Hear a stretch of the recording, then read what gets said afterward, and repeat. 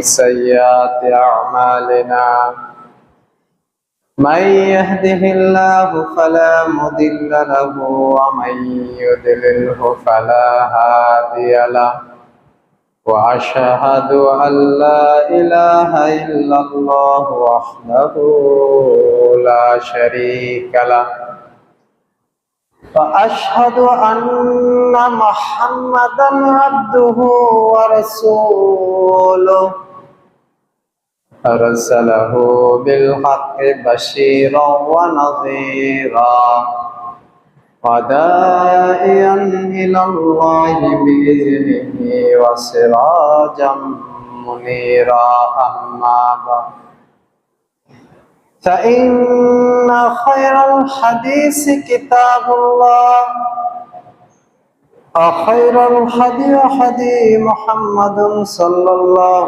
عليه وسلم وشر الأمور محدثاتها وكل محدثة بدعة وكل بدعة ضلالة وكل ضلالة في النار أو كما قال الله تعالى في القرآن المجيد وفي فرقانه الحميد بعد أعوذ بالله من الشيطان الرجيم بسم الله الرحمن الرحيم يا أيها الناس اتقوا ربكم الذي خلقكم من نفس واحدة وخلق منها زوجها وبث منهما رجالا كثيرا ونساء واتقوا الله الذي تساءلون به والأرحام إن الله كان عليكم رقيبا وقال الله تعالى يا أيها الذين آمنوا إذا نودي للصلاة من يوم الجمعة فسعوا إلى ذكر الله وذروا البيع ذلكم خير لكم إن كنتم تعلمون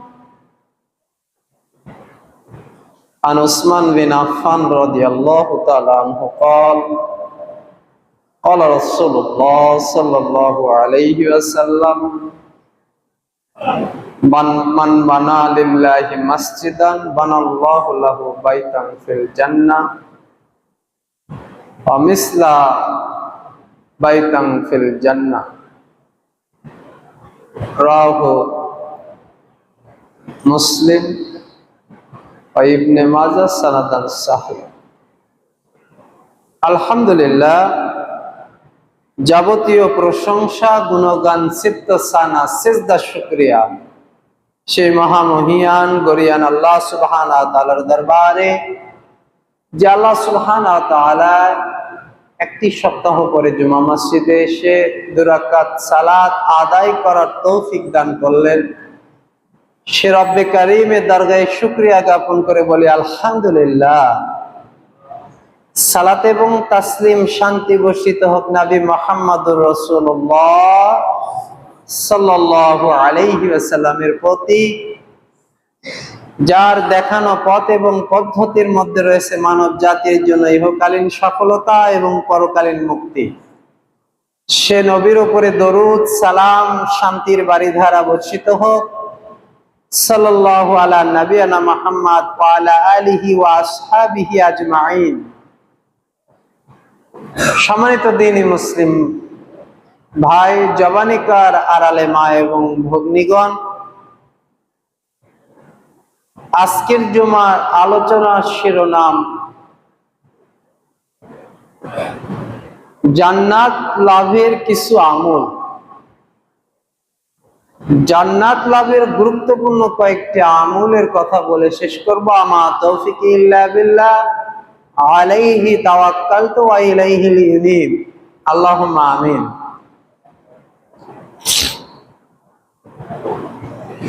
আল্লাহ সুবহানাহু ওয়া তাআলা উক্ত বিষয়ের উপরে সংক্ষিপ্ত আলোচনা আমাকে করার তৌফিক দান করুন এবং আপনাদেরকে বোঝার তৌফিক দান করুন। সকলে বলেন আমিন। ক্বালু সামি'না ওয়া আতা'না। শ্রোতা হচ্ছে ওরাই, মুমিন শ্রোতা হচ্ছে ওরাই যারা বলে আমরা আলোচনা শুনলাম এবং আনুগত্য করলাম। আর যারা বলে ক্বালু সামি'না ওয়া উশরিবনা, আমরা আলোচনা শুনলাম অপেক্ষা করলাম,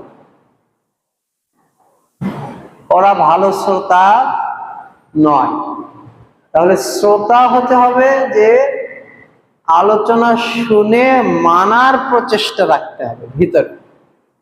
আল্লাহ সুবহানাহু ওয়া তাআলা তৌফিক দান করুন, আমিন। সম্মানিত দিনী মুসলিম ভাতৃমণ্ডলী, আল্লাহ সুবহানাহু ওয়া তাআলা আমাদেরকে সবচেয়ে বড় যে দায়িত্ব দিয়েছে, আমানতদারিতা দিয়েছে, জিম্মাদারিতা দিয়েছে, সেই আমানতদারিতা এটা নয় যে আপনি একটা বাড়ি বানাবেন, একটা গাড়ি বানাবেন, গাড়ি কিনবেন, জায়গা জমি করবেন, ছেলে মেয়ে মানুষ করবেন, বাবা মাকে খাওয়াবেন পড়াবেন, এটা সবচেয়ে বড় আমানতদারিতা নয়। মুমিনের জীবনে সবচেয়ে বড় আমানতদারিতার নাম হচ্ছে, জিম্মাদারিতার নাম হচ্ছে ইয়া আইয়ুহাল্লাযীনা আমানু, হে ঈমানদারগণ, কু আনফুসাকুম, তুমি নিজেকে জাহান্নামের আগুন থেকে বাঁচাও। এটা হচ্ছে মুমিনের সবচেয়ে বড় আমানতদারি। সবচেয়ে বড় জিম্মাদারিতা হচ্ছে নিজের নফসটাকে, নিজেকে জাহান্নামের আগুন থেকে বাঁচানো। মনে থাকবে না ইনশাআল্লাহ? আপনার জীবনের সবচেয়ে বড় প্রজেক্টের নাম হচ্ছে নিজেকে জাহান্নামের আগুন থেকে বাঁচানো। আমরা অনেক রকমের প্রজেক্ট করি না, পরিকল্পনা করি না। কারো 10 তলা বিল্ডিং করতে হবে, 5টা বাড়ি বানাতে হবে, দোকান বানাতে হবে, ব্যবসাটা ভালো করে তুলতে হবে, এই চাকরিটা খুব একটা ভালো না, এর থেকে ভালো একটা চাকরি ধরতে হবে, ঠিক কি না? এরকম পরিকল্পনা আছে না? কৃষক যে জমি আবাদ করতেছে, জমি চাষ করতেছে, সে মনে করতেছে এই বছর এই ফসল লাগাইছি, আগামী বছর এই ফসল লাগালে মনে হয় লাভ আরো বেশি হতো, ঠিক কি না? তাহলে সবার জীবনের একটা প্রজেক্ট রয়েছে, নির্দিষ্ট গন্তব্য রয়েছে যে এই কাজ করলে আমার জীবনে উন্নতি আসবে, জীবন কল্যাণকর হবে, সুখময় হবে, আরাম আয়েশে দিন কাটাতে পারবো। আপনার জীবনের সবচেয়ে যত প্রজেক্ট থাকুক না কেন, আপনার জীবনের সবচেয়ে বড় প্রজেক্টের নাম হচ্ছে আপনার নফসকে আপনি জাহান্নামের আগুন থেকে বাঁচাবেন। এটা হচ্ছে আপনার জীবনের সবচেয়ে বড় প্রজেক্ট। আল্লাহ সুবহানাহু ওয়া তাআলা ওই কথাই বলতেছে, যারা নিজেদেরকে জাহান্নামের আগুন থেকে বাঁচাতে পারলো, ওয়া উদখিলাল জান্নাহ ফাকাদ ফাজ, জাহান্নামের আগুন থেকে বাঁচিয়ে নিজেদেরকে জান্নাতি হিসেবে নাম লেখাতে পারলো, জান্নাতে প্রবেশ করতে পারলো, ফাকাদ ফাজ, ওরা সফল কাম হলো। তাহলে কাজের শেষে 1 বছর ছাত্র লেখাপড়া করার পরে ফাইনাল পরীক্ষা হওয়ার পরে ফলাফল আসে, তাই না? ঠিক একই রকম ভাবে মুমিন জীবনের ফলাফল ওই দিন আসবে যেদিন আল্লাহ সুবহানাহু ওয়া তাআলা বলবে, ইয়া আইয়াতুহান নাফসুল মুতমাইন্নাহ ইরজিই ইলা রাব্বিকি রাদিয়াতাম মারদিয়া, হে আমার বান্দা, তোমার উপরে আমি রাজি খুশি হয়েছি, ফাদখুলি ফি ইবাদি ওয়াদখুলি জান্নাতি, এই যে দাও আমার জান্নাতের দরজাগুলো তোমার জন্য খুলে দিলাম, তোমরা জান্নাতে প্রবেশ করো। যেদিন আমাকে আপনাকে জান্নাতে প্রবেশ করানো হবে, ওই দিন আমি আপনি সফল কাম হব। প্রিয় দিনী মুসলিম ভাইরা, তাহলে আমাদের জীবনের সবচেয়ে বড় প্রজেক্ট কি? নিজেদেরকে জাহান্নামের আগুন থেকে বাঁচান। এরপরে যেটা আহলিকুম নারা, নিজেদের পরিবারকে জাহান্নামের আগুন থেকে বাঁচানো, এটা দ্বিতীয় বড় প্রজেক্ট। আপনার সবচেয়ে, আপনার ব্যবসা বাণিজ্য, আপনার জীবনে যত কাজ রয়েছে তার মধ্যে দুইটা বড় কাজ। একটা হচ্ছে নিজেকে জাহান্নামের আগুন থেকে বাঁচাতে হবে, 2 নম্বরে পরিবারকে জাহান্নামের আগুন থেকে বাঁচাতে হবে। চলুন আজকের জুমার আলোচনা যে 7 থেকে 8টি পয়েন্ট বলবো, যে কাজগুলো করলে আমি আপনি জান্নাতি মানুষ হতে পারবো। তার মধ্যে অন্যতম একটি বড় কাজ, আমরা আলোচনা কিন্তু জানি, কিন্তু হয়তো বলতেছি কোন কাজটি আগে শুরু করব। মুমিন জীবনে আছে না, আমাদের জীবনটা শুরু করব কিভাবে? আপনি তো প্রজেক্টের কথা বললেন, নিজেকে জাহান্নামের আগুন থেকে বাঁচানোর কথা বললেন, তাহলে কোনটা দিয়ে শুরু করব? ঠিক আছে না? শুনুন, একটা জিনিস দিয়ে শুরু করুন, যে জিনিস দিয়ে শুরু করলে আল্লাহ বলেছে যে তুমি যদি এই কাজটা দিয়ে শুরু করো, তোমার কাজকর্ম সব এই রকম হয়, তাহলে আমি তোমাকে ক্ষমা করে দিয়ে জান্নাতে দেব। সেই কাজ কি? কাজটা খুবই সহজ, তা হচ্ছে রাসূলের আনুগত্য করা। কার আনুগত্য করা? মুহাম্মাদুর রাসূলুল্লাহ সাল্লাল্লাহু আলাইহি ওয়াসাল্লামের আনুগত্য করা।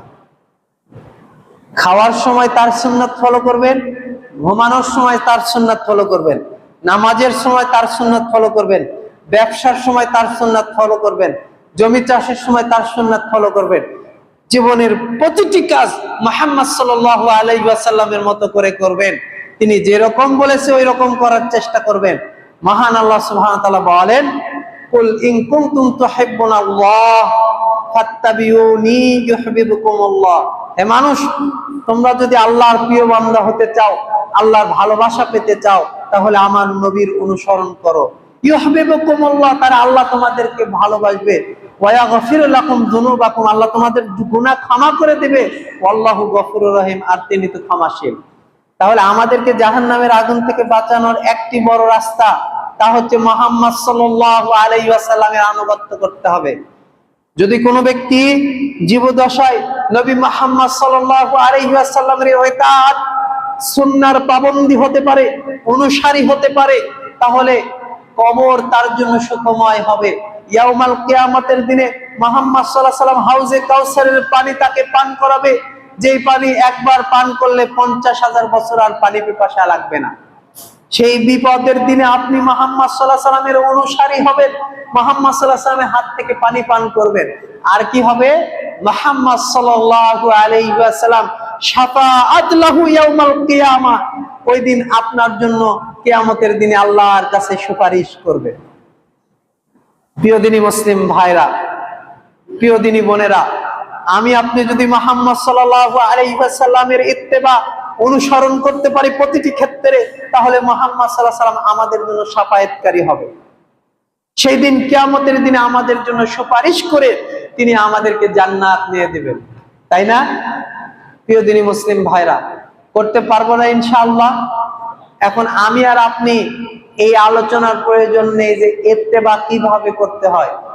ইত্তেবা সাহাবায়ে কেরাম যেভাবে করেছে, তাবেঈন যেভাবে করেছে, সাহাবায়ে কেরাম বলেন যে মুহাম্মদ সাল্লাল্লাহু আলাইহি ওয়াসাল্লামের অনুসরণ আমরা এভাবে করতাম।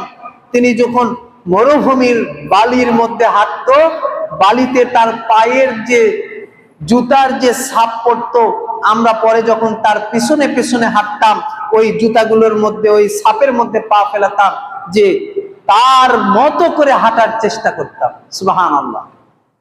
মাকতাবায়ে শামেলা, তিরমিজি, অনবদ্য ইমাম তিরমিজির রচনা, এই তিরমিজির একটি খণ্ড, সেখানে মুহাম্মদ সাল্লাল্লাহু আলাইহি ওয়াসাল্লামের পুরো চলাফেরা কেমন ছিল, হাঁটা কেমন ছিল, ওঠা বসা কেমন ছিল, জামাত কেমন ছিল, ইমামতি কেমন ছিল, সব কিছু বর্ণনা করে দেওয়া রয়েছে হাদিসের পাতায় পাতায়।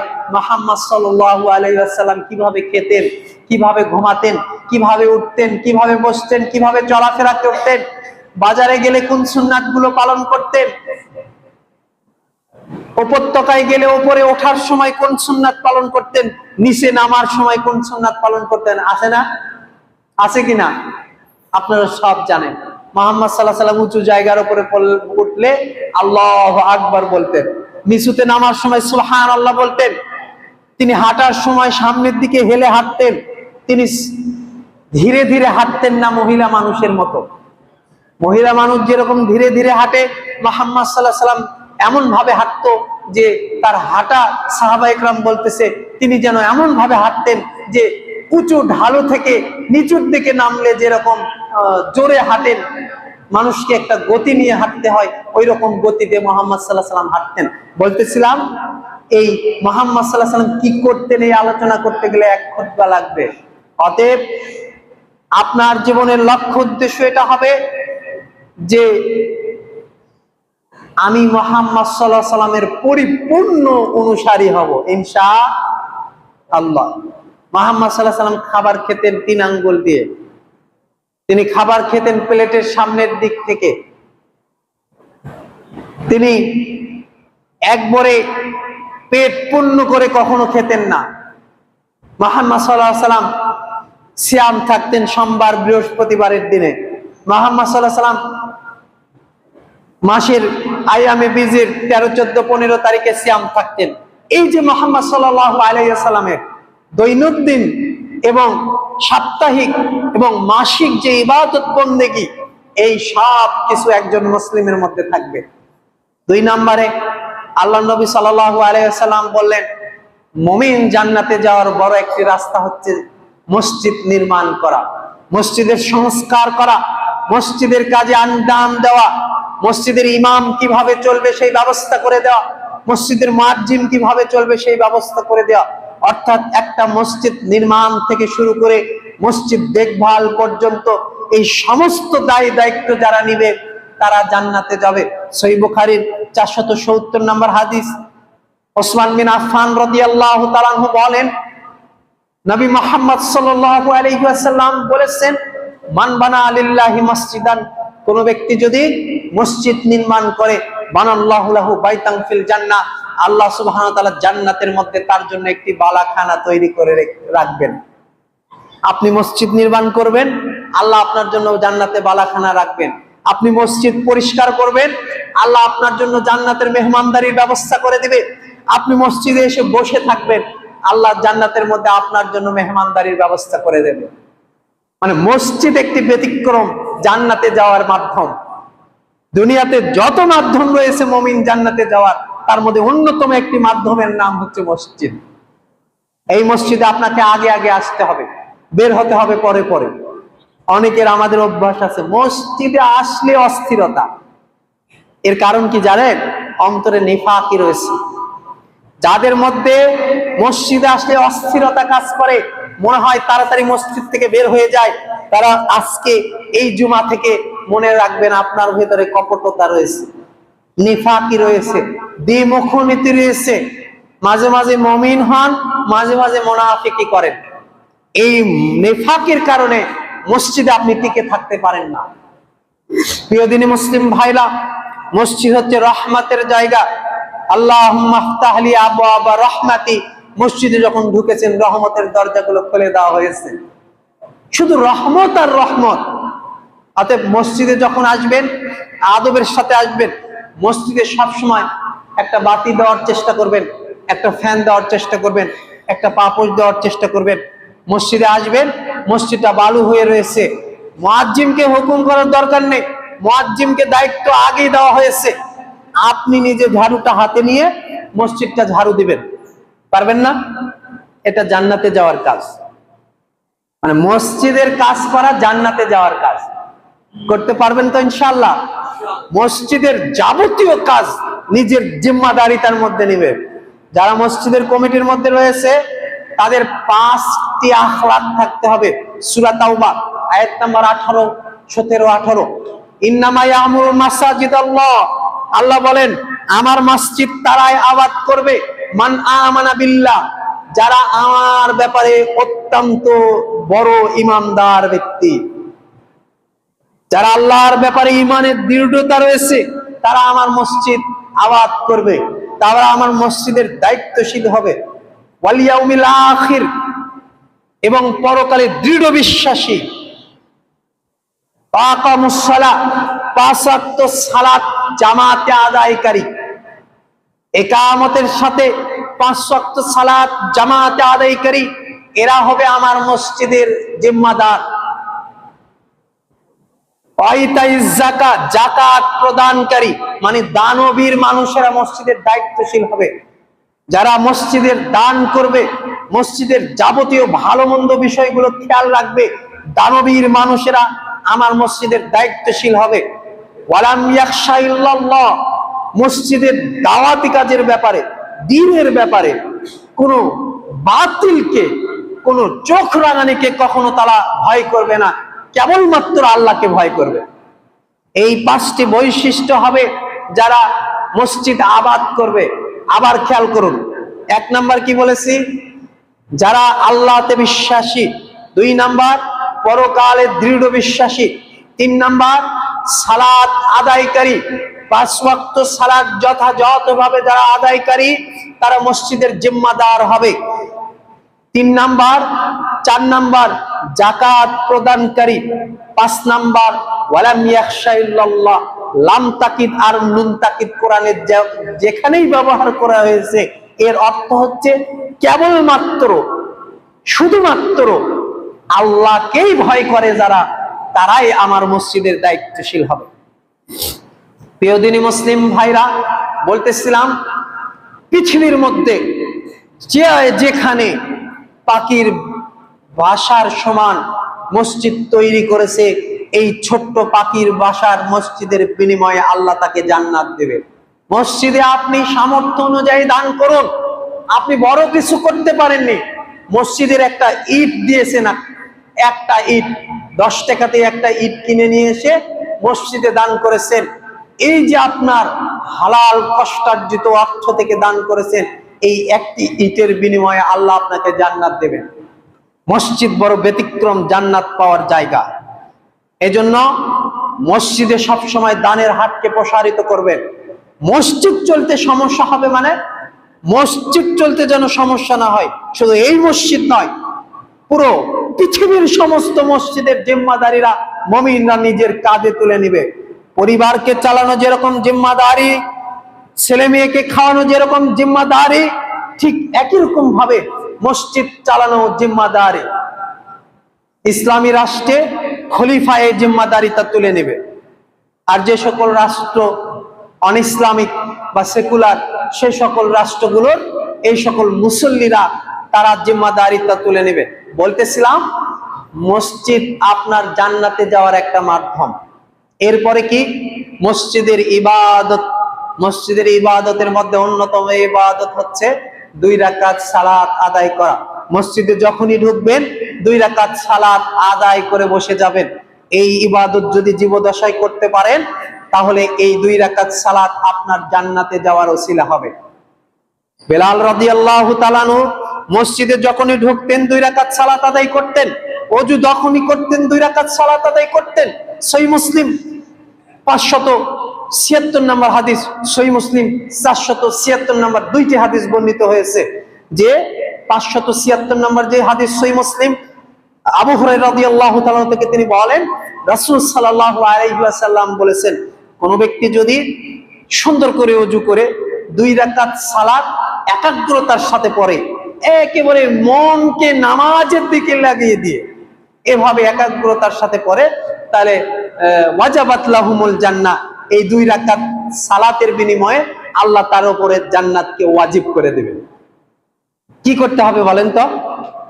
2 রাকাত নামাজ খুব একাগ্রতার সাথে পড়তে হবে। আরেকটি হাদিস 476 নম্বর হাদিস, কোন ব্যক্তি যদি সুন্দর করে ওযু করে, ওযু করার পরে কালেমা শাহাদাত আশহাদু আল্লা ইলাহা ইল্লাল্লাহু ওয়াহদাহু লা শারীকা লাহু ওয়া আশহাদু আন্না মুহাম্মাদান আবদুহু ওয়া রাসূলুহু, এই বাক্য বলে, তাহলে ওই ব্যক্তির জন্য জান্নাতের 8টি দরজাকে আল্লাহ খুলে দিবেন। যে দরজা যে ইচ্ছা সে জান্নাতে প্রবেশ করবে। পড়েছেন কি আপনি? পড়েন কি? মনে থাকে? মনে থাকতে হবে আপনার। যখনই ওযু করবেন তখনই কালেমা শাহাদাত পড়বেন, পারবেন না?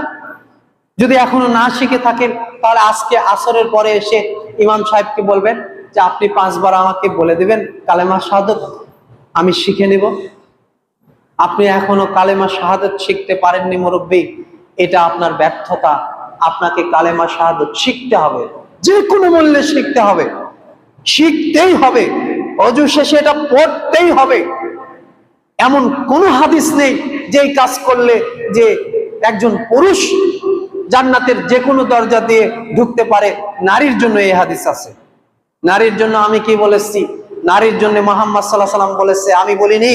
মুহাম্মদ সাল্লাল্লাহু আলাইহি ওয়াসাল্লাম বলেছে, একজন মহিলা লোক যদি 5 ওয়াক্ত সালাত আদায় করে, স্বামী যখন বাড়িতে না থাকে লজ্জাস্থানের হেফাজত করে, লজ্জাস্থানের হেফাজত করে, 5 ওয়াক্ত সালাত আদায় করে, রমাজানের সিয়াম রাখে, আর পর্দাপোষিতা করে, এই 4টি কাজ যদি কোনো মহিলা লোক করে তাহলে ওয়াজাবাত লাহুমুল জান্নাহ, এবং জান্নাতের 8টি দরজা তার জন্য আল্লাহ সুবহানাহু ওয়া তাআলা খুলে দিবেন, যে দরজা দিয়ে ইচ্ছা সে প্রবেশ করবে।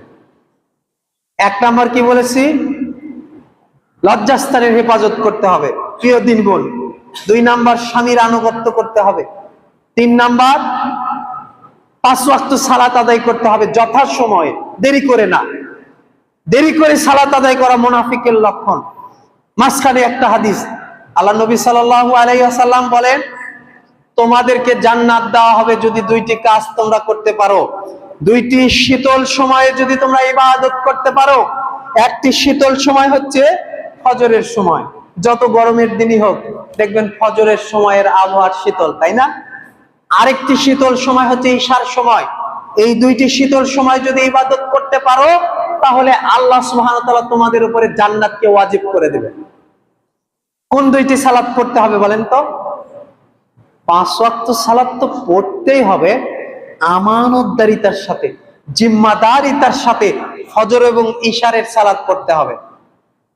বলবেন এই ওয়াজ কি প্রতিদিন করা লাগে? ভাই, এই ওয়াজ এতদিন করার পরও যে আপনার ফজরের সালাত ছুটে যাচ্ছে, আপনি কি বুঝতে পারতেছেন? মুহাম্মদ সাল্লাল্লাহু আলাইহি ওয়াসাল্লাম বলেছে, মুনাফিকের জন্য 2টি সালাত খুবই কষ্টের, একটি হচ্ছে ফজরের সালাত, একটি হচ্ছে ইশার সালাত।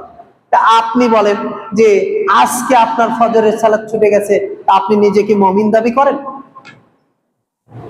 আমি মুনাফিক আপনাকে বলিনি, 1450 বছর আগে মুহাম্মদ সাল্লাল্লাহু আলাইহি ওয়াসাল্লাম বলেছে ওই ব্যক্তি মুনাফিক যে ফজর সালাত কাজা করে। আমি বলিনি এ কথা। প্রিয় দিনী মুসলিম ভাই, নিজের ভিতরে রক্ত থাকলে 5 ওয়াক্ত সালাত খুব একটা কঠিন কাজ নয়। 5 ওয়াক্ত সালাত খুব একটা কঠিন কাজ নয়। বলতেছিলাম, নবী মুহাম্মদ সাল্লাল্লাহু আলাইহি ওয়াসাল্লাম বলেছেন, 2 সময়, 2 ঠান্ডার সময়ে, 2 শীতল সময়ে কেউ যদি সালাত আদায় করে তাহলে তার জন্য জান্নাত ওয়াজিব হয়ে যাবে।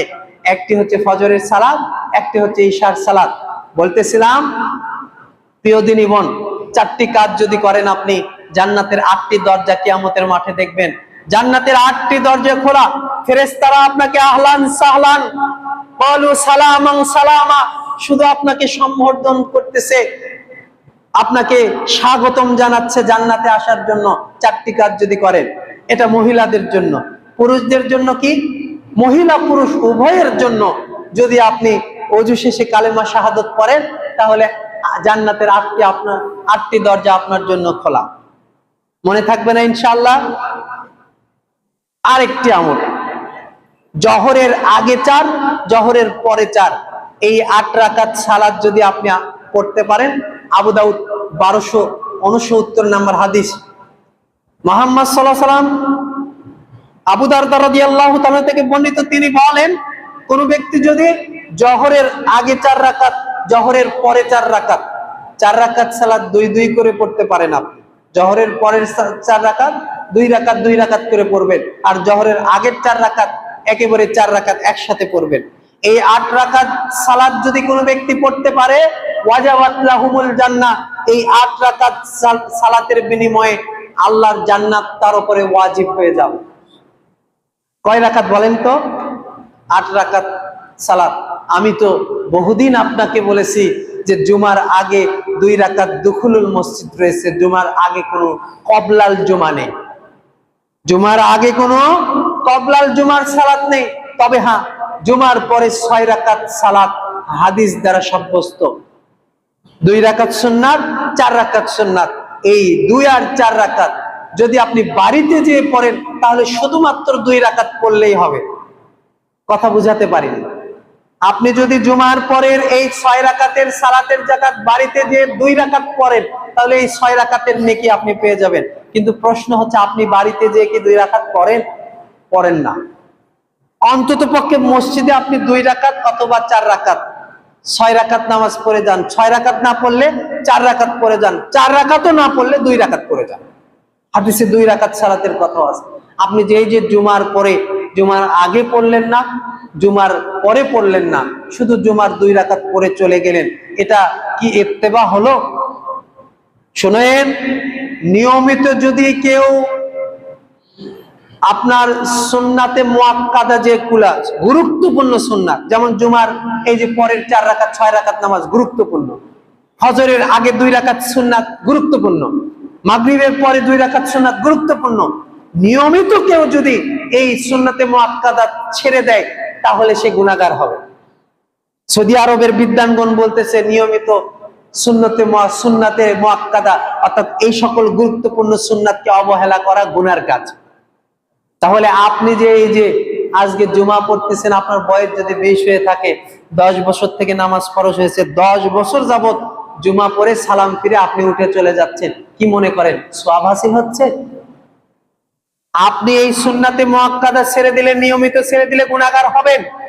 অতএব এই সুন্নাতগুলো আপনি আদায় করার চেষ্টা করেন। 6 না পারলে 4 পড়েন, 4 না পড়লে অন্তত 2 রাকাত নামাজ পড়ে মসজিদ থেকে বের হন ইনশাআল্লাহ। বলতেছিলাম দিনে 12 রাকাত সালাত যদি কোনো ব্যক্তি পড়ে তাহলে আল্লাহ সুবহানাহু ওয়া তাআলা জান্নাতের মধ্যে তার জন্য একটি প্রাসাদ প্রতিদিন তৈরি করবে। কথা বুঝাতে পারিনি? কোন ব্যক্তি যদি ফজর থেকে ঈশা পর্যন্ত 12 রাকাত সুন্নাত সালাত আদায় করে, ওই দিনের বিনিময়ে প্রতিদিন জান্নাতে তার জন্য একটা করে ঘর তৈরি হবে, একটি করে প্রাসাদ তৈরি হবে, একটি করে বালাখানা তৈরি হবে। যখন জান্নাতে আপনি যাবেন তখন আপনাকে দেওয়া হবে, এই যে দেখো এখান থেকে শুরু করে এই 1000 ঘর তোমার। কেন? ওই যে প্রতিদিন 12 রাকাত সুন্নাত তুমি আদায় করতে। কি বিশ্বাস হয় যে আল্লাহ বালাখানা দিবে, জান্নাত দিবে, ঘর দিবে? আল্লাহ সুবহানাহু ওয়া তাআলা জান্নাত দিবেনই দিবেন। এই জন্য জান্নাত যখন চাইবেন জান্নাতুল ফেরদাউস চাইবেন। কোন জান্নাত চাইবেন বলেন তো? যে আল্লাহুম্মা ইন্নী আসআলুকাল জান্নাতুল ফেরদাউস, আল্লাহ তুমি আমাদেরকে জান্নাতুল ফেরদাউস দাও। জান্নাতুল ফেরদাউস কোথায়? জান্নাতুল ফেরদাউস একেবারে আল্লাহর আরশের সাথে। একবারে আরশ থেকে ওই যে ঝর্ণা ধারা প্রবাহিত হচ্ছে, এটা আরশ থেকে প্রথমে জান্নাতুল ফেরদাউসে আসে, তারপরে ধীরে ধীরে ধীরে ধীরে নিচের জান্নাতের দিকে আসে। এই জন্য আল্লাহর কাছে চাইবেন জান্নাতুল ফেরদাউস। আল্লাহ নবী সাল্লাল্লাহু আলাইহি সাল্লাম বলেন, সঙ্গী সাথীগণ শুনো, আবু হুরায়রা শুনো, দিনে যদি 5 ওয়াক্ত সালাত আদায় করতে পারো, রমজান মাসে সিয়াম থাকতে পারো, জিহাদে না যাও, ঘরে বসে থাকো, তাহলে আল্লাহ তোমাকে জান্নাতে দিবেন। এই কথা আবু হুরায়রা শোনার পরে বলতেছে, ইয়া রাসূলুল্লাহ, আমি কি মানুষের মধ্যে এই ঘোষণা করে দিব যে 5 ওয়াক্ত সালাত পড়লে আর রমজান মাসে সিয়াম থাকলে জান্নাত পাওয়া যাবে? তখন আল্লাহ নবী সাল্লাল্লাহু আলাইহি সাল্লাম বললেন, আবু হুরায়রা তুমি এই ঘোষণা করে দাও। আবু হুরায়রা বলল, ইয়া রাসূলুল্লাহ, যদি আমি এই ঘোষণা করে দিই তাহলে লোকেরা তো জিহাদে যেতে চাবে না। আমি যদি এই কথাই বলি যে 5 ওয়াক্ত সালাত আদায় করলে আর রমজানের সিয়াম থাকলে জান্নাত পাওয়া যাবে, বরং জান্নাত তার উপরে ওয়াজিব হয়ে যাবে, এই কথা আমি বলে দেওয়ার পরে লোকেরা কি জিহাদের জন্য বের হবে? তখন আল্লাহ নবী বললেন, হ্যাঁ তুমি এই কথাই বলো, কিন্তু তাদের কি বলবা যে কোন ব্যক্তি যদি জিহাদে যায়, শহীদ হয়ে যায়, তাকে আল্লাহ সুবহানাহু ওয়া তাআলা জান্নাতে 100টি মর্যাদার স্তর দিবেন। কতগুলো? 100টি। 2টা স্তরের মাঝে আসমান এবং জমিনের মধ্যে যতগুলো ফাঁকা রয়েছে, জান্নাতের এই স্তরগুলোর মধ্যে এই রকম ফাঁকা থাকবে। সুবহানাল্লাহ। শহীদরা যখন জান্নাতে যাবে তখন তাদেরকে জান্নাতে মর্যাদার 100 স্তর দান করা হবে। এক একটা দুইটি অস্তরের মধ্যে এই আসমান এবং জমিনের মধ্যে যেরকম ব্যবধান, দুইটি অস্তরের মধ্যে এরকম ব্যবধান থাকবে, তাহলে আপনি এখন চিন্তা করেন যে এই 100 স্তর কত জায়গা হবে আর কত মর্যাদার স্তর হবে, কিভাবে আপনাকে আমি বুঝাই। এই জন্য আল্লাহ নবী সাল্লাল্লাহু আলাইহি সাল্লাম বললেন যে তাদেরকে এই ঘোষণাও করে দাও। বলতেছিলাম জান্নাতে যাওয়ার অন্যতম সহজ একটি মাধ্যম 5 ওয়াক্ত সালাত কাজা না করা, 5 ওয়াক্ত সালাত যথাযথভাবে আদায় করা। 2, রমজান মাসে সিয়াম পালন করা। আল্লাহ নবী সাল্লাল্লাহু আলাইহি সাল্লাম বললেন জান্নাতে যাওয়ার অন্যতম একটি মাধ্যম হচ্ছে সূর্য উদয় হওয়ার পরে 2 রাকাত, 4 রাকাত, সর্বোচ্চ 8 রাকাত সালাত আদায় করা। জান্নাতে যাওয়ার যতগুলো মাধ্যম বললাম, 5 ওয়াক্ত সালাত আদায় করা, মসজিদ নির্মাণ করা, ওযু করা, 2 রাকাত নামাজ পড়া, এই সকল মাধ্যমের পরে একটি জান্নাতে যাওয়ার বড় একটি মাধ্যম রয়েছে, সেটা হচ্ছে সূর্য উদয় হয়ে গিয়েছে 2 রাকাত চাস্তের নামাজ পড়া, ইশরাকের নামাজ পড়া। সূর্য আরো বেশি বড় হয়ে গিয়েছে, সূর্য প্রখর হচ্ছে 10টা বাজে, 10:30 বাজে, এই 10টা 10:30টার সময় 2 রাকাত 4 রাকাত সালাত আদায় করা। আল্লাহ নবী সাল্লাল্লাহু আলাইহি সাল্লাম বলেছেন প্রতিদিন সূর্য উদয় হওয়ার পরে প্রতিটি মুমিন ব্যক্তির উপরে কিছু ওয়াজিব দায়িত্ব রয়েছে। ওয়াজিব দায়িত্বগুলো কি? তাকবীর পাঠ করা, তাহমিদ পাঠ করা, তাহলিল পাঠ করা। তাকবীর কি? আল্লাহু আকবার, সুবহানাল্লাহ, আলহামদুলিল্লাহ, লা ইলাহা ইল্লাল্লাহ। এগুলো পাঠ করা প্রত্যেকটি মুমিন উপরে ফরজ হয়ে যায়, ওয়াজিব হয়ে যায়, জরুরি হয়ে যায়।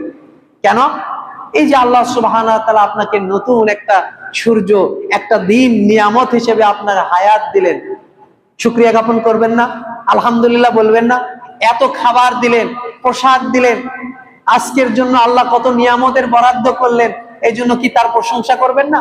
এই জন্য প্রতিদিন সূর্য ওঠার পরে এইরকম তাকবীর পাঠ করা, তাহলিল পাঠ করা, তাহমিদ পাঠ করা আপনার উপরে ওয়াজিব হয়ে যায়। কিন্তু মুহাম্মদ সাল্লাল্লাহু আলাইহি সাল্লাম এবার তার প্রথম কথাকে ঠেকিয়ে দিয়ে বলতেছে যে কোন ব্যক্তি যদি সূর্য ওঠার পরে 2 রাকাত নামাজ আদায় করে, সালাত আদায় করে, তাহলে তার জন্য এই 2 রাকাত নামাজ যথেষ্ট হয়ে যায়। সুবহানাল্লাহ, এই 2 রাকাত নামাজ আপনার জন্য যথেষ্ট হয়ে যায়। শুধু তাই নয়, প্রতিদিন 206টি হাড়ের উপরে আপনার এই সাদাকা দেওয়া ফরজ হয়ে যায় প্রতিদিন।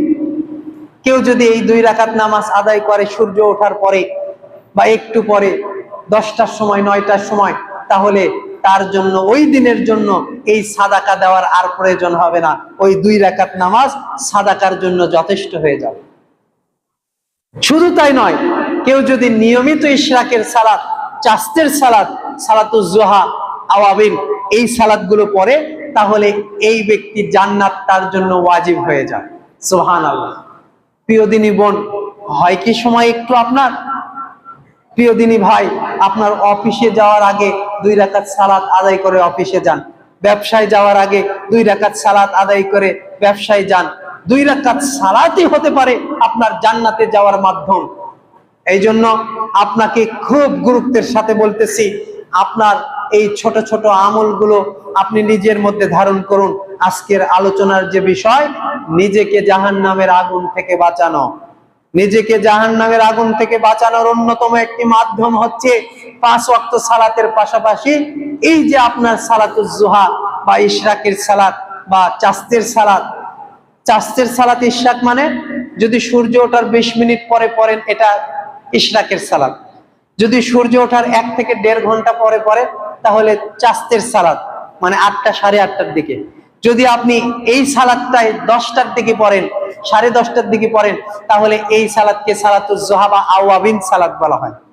একই সালাত, সর্বনিম্ন 2 রাকাত, সর্বোচ্চ 8 রাকাত, 8 রাকাতের বেশি না। এই সালাতটা কোনো ব্যক্তি যদি নিয়মিত পড়ে, তাহলে আশা করা যায় এই সালাত তাকে জান্নাতে নিয়ে যাবে। এটা জান্নাতে যাওয়ার একটি বড় একটি মাধ্যম। আরেকটি মাধ্যম হচ্ছে পিতামাতাকে খুশি করা।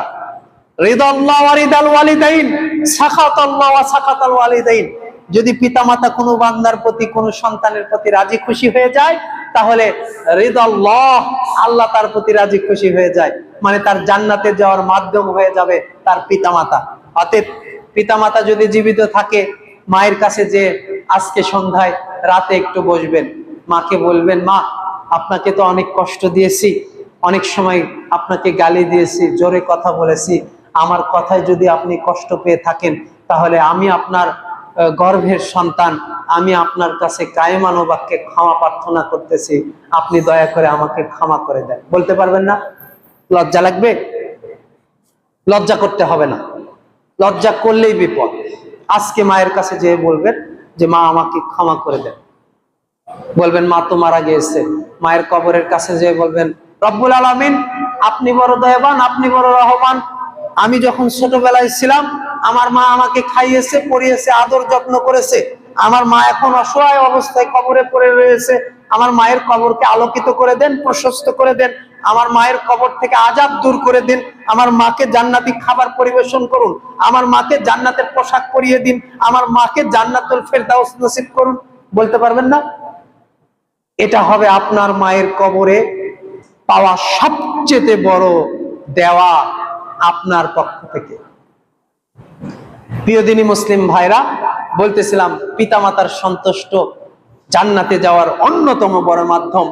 আলোচনার শেষ অংশে এসে এই কথা বলবো যে আমার আপনার জীবনের সবচেয়ে বড় লক্ষ্য উদ্দেশ্য নিজেদেরকে জাহান্নামের আগুন থেকে বাঁচানো। কিভাবে জাহান্নামের আগুন থেকে বাঁচবেন এই চেষ্টা প্রচেষ্টা আপনার। শুনুন, সবার সব পাপ ক্ষমা হয়ে যাবে, বান্দার সাথে জড়িত পাপ ক্ষমা হবে না। সব পাপ আপনার ক্ষমা হয়ে যাবে যদি শিরক না করেন, ঋণের পাপ ক্ষমা হবে না। কিয়ামতের দিনে ওই ঋণ যার কাছে করেছেন, ওই ঋণ ছুঁয়ে যদি মারা যান, আপনার আমল থেকে সওয়াব ওই দিন ওই বান্দাকে দিয়ে তারপরে আগে বাড়াতে হবে। সামর্থ্যবান যারা রয়েছেন, আজকে সন্ধ্যায় যাতে আপনি বলতে পারেন আলহামদুলিল্লাহ আমার মাথার উপরে আর কোনো ঋণ নেই, বলতে পারবেন? চেষ্টা করেন তো, দেখেন তো। আর বলবেন যে এত তাড়াতাড়ি সম্ভব নয়, তাহলে কি করবেন? সময় নেবেন, 1 মাস 2 মাস টার্গেট নেবেন যে 1 মাস 2 মাসের মধ্যে আমি পরিশোধ করার তৌফিক, আল্লাহ যাতে আমাদেরকে ঋণ পরিশোধ করার তৌফিক দান করেন। সকলে বলেন আমিন। আল্লাহ সুবহানাহু ওয়া তাআলা আমাদের উপস্থিত যারা রয়েছে তাদের গুনাহগুলো ক্ষমা করে দিন, যারা উপস্থিত হতে পারেনি তাদেরকে ক্ষমা করে দিন, আমাদেরকে শিফায়ে আজিলা শিফায়ে কামিলা দান করুন। হাযা মা ইনদানা ওয়াল ইলমুকুম ওয়া লাআল্লাকুম তাশকুরুন। ওয়া সাল্লাল্লাহু আলা নাবিয়িনা মুহাম্মদ ওয়া আলা আলিহি ওয়া আসহাবিহি আজমাইন। ইন্নাল হামদালিল্লাহি নাহমাদুহু